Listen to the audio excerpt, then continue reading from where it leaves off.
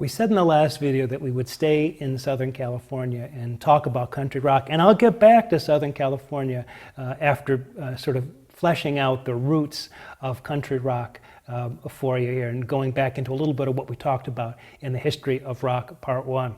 The idea of blending country music together with rock and roll at the end of the 1960s, it really was a kind of a bold thing to do.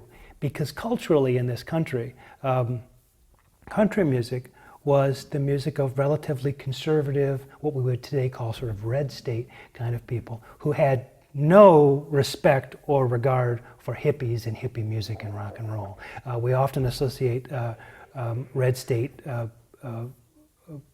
people with country and western music, and that being sort of very much sort of juxtaposed against rock. So when people like the Byrds went to Nashville to record Sweetheart or the Rodeo in 1968, they were really doing something that nobody had really thought of doing before. The idea of blending together country music and country musicians with rock musicians. And I have to say some of the country musicians did not, were a little bit leery of these rock and rollers.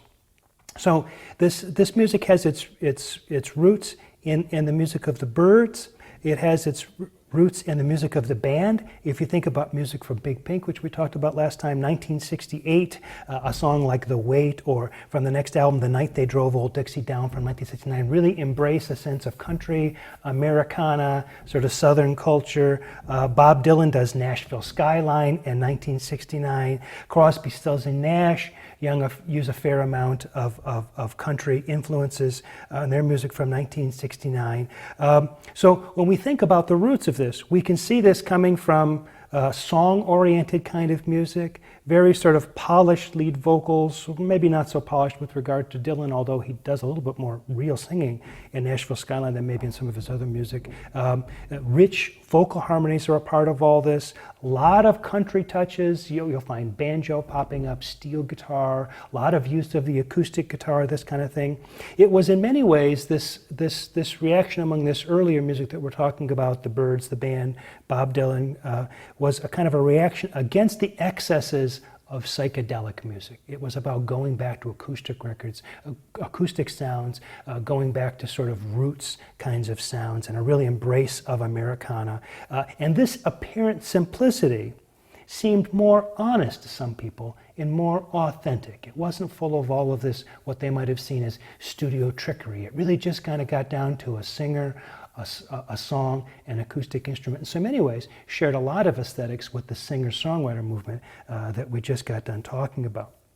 One important precursor to country rock that doesn't often get mentioned is Creedence Clearwater Revival. In fact, it's another group like Three Dog Night or Grand Funk that don't easily fit into our story about the history of rock, but nevertheless a group that played an important role in the formation of rock's history. Creedence Clearwater Revival came from San Francisco, but they were not really emblematic or representative in any way of the psychedelia that had been going on there during the late 1960s. John Fogerty, the lead singer and songwriter of the group, had a voice that sounded like it was somewhere between country and western music and blues.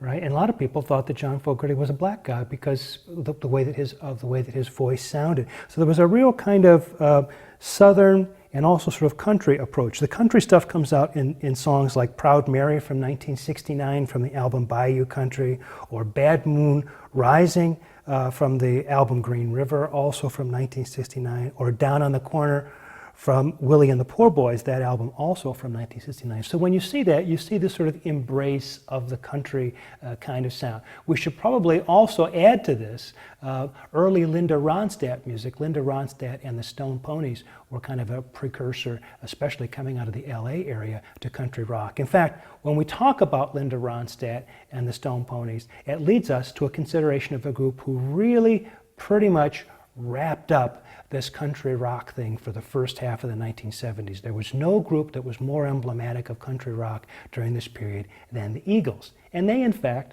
a couple of them, started as backup musicians to Linda Ronstadt, Glenn Frey and Don Henley. especially broke off from Linda Ronstadt to form their own group in 1971. She was very supportive of them. She was the much bigger star at the time. They were nobodies. They were just, they just had a gig backing up an important singer. She was very supportive of them. And they went off and they formed their own group. They called it the Eagles. The clear reference to the Byrds, the Eagles.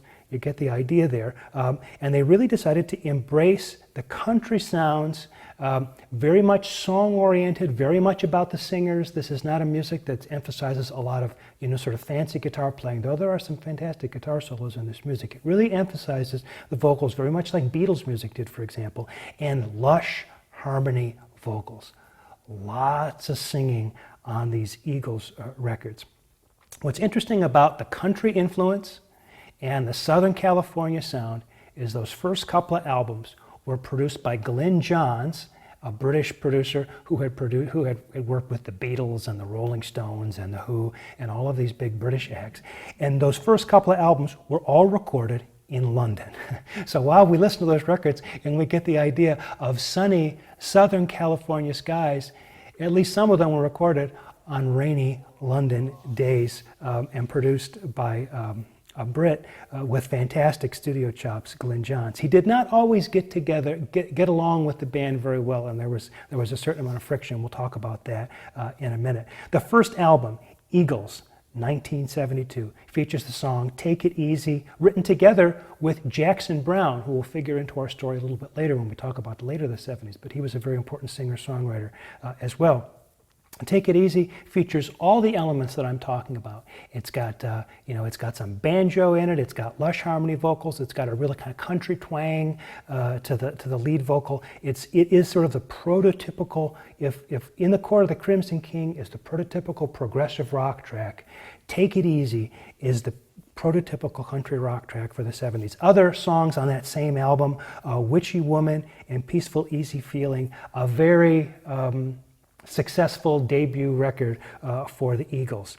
They follow up in 1973 with Desperado, which is actually a concept album based on the Old West. I think they got the idea of the Old West concept album thing a little bit from Crosby, Stills, Nash & Young's Deja Vu, which was still pretty fresh in their minds. But wherever they got the idea, it was a concept album in country rock. Now, we don't usually think of country rock and concept album because country rock is about simplicity and Americana and that kind of thing. Concept albums are all about pomposity. But actually, between Desperado and an album we'll talk about in a couple of weeks, Hotel California, we really can see the Eagles and the concept album, sort of going hand in hand more than one might expect. Anyway, this album was kind of a disappointing follow-up in terms of sales, despite the fact that the song Desperado has become a kind of an emblematic song for the Eagles in the years since, and also the song Tequila Sunrise.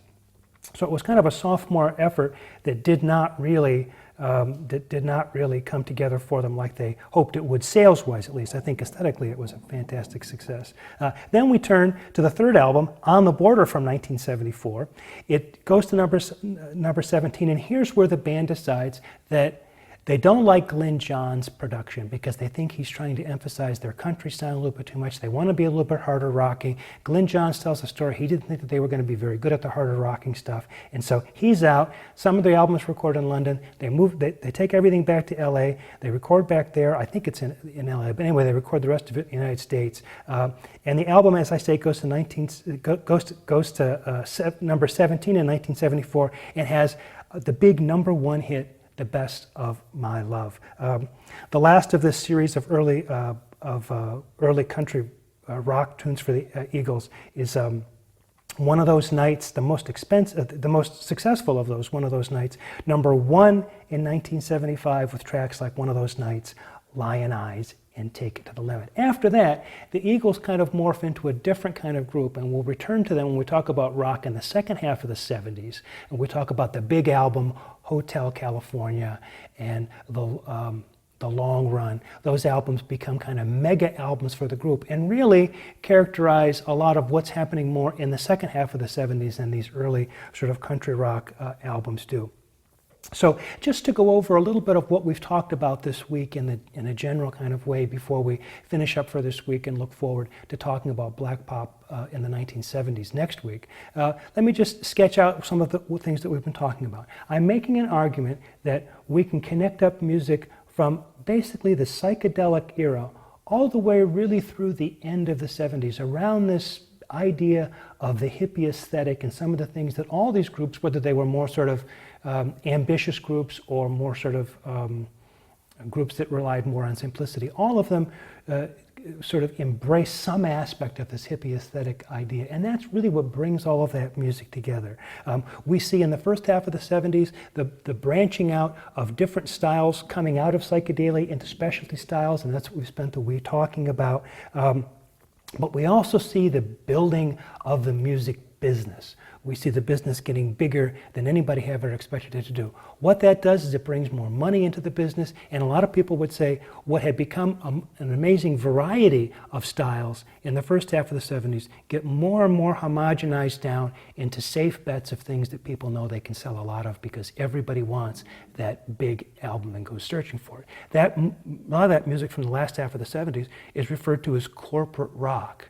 It's music that was sort of, people would say, cynically constructed simply to sell. Now, a lot of people would say that's hogwash because, in fact, that music from the second half of the 70s constitutes a lot of what's considered classic rock these days. But we'll wait for that discussion until we get there. I just want to give you the shape of the decade. At the end of the decade, we're going to see the arrival of punk rock, which seems to want to defeat the hippie aesthetic, and also disco, which, whether it wants to defeat the hippie aesthetic or not, stands in juxtaposition against it. The other thing that we haven't mentioned that I think is worth mentioning just at the very tail end of this is the important development in technology that follows this. And this is mostly in recording technology.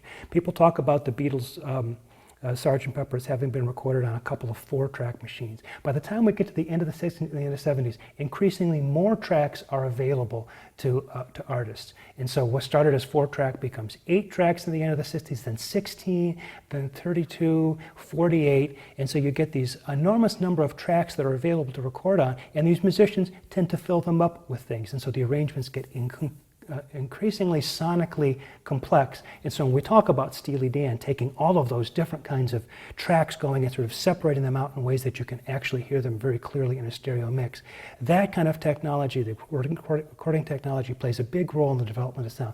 Also, the recording of the development of things like synthesizers, which now become portable and become a big part of the arsenal of a lot of these styles. You find them in all kinds of places you wouldn't expect them. You expect them in progressive rock, but you don't expect them in some of these other kinds of styles. So technology and its development, along with the development of the music business as a bigger and bigger sort of multinational concern, really help shape some of what happens in music stylistically.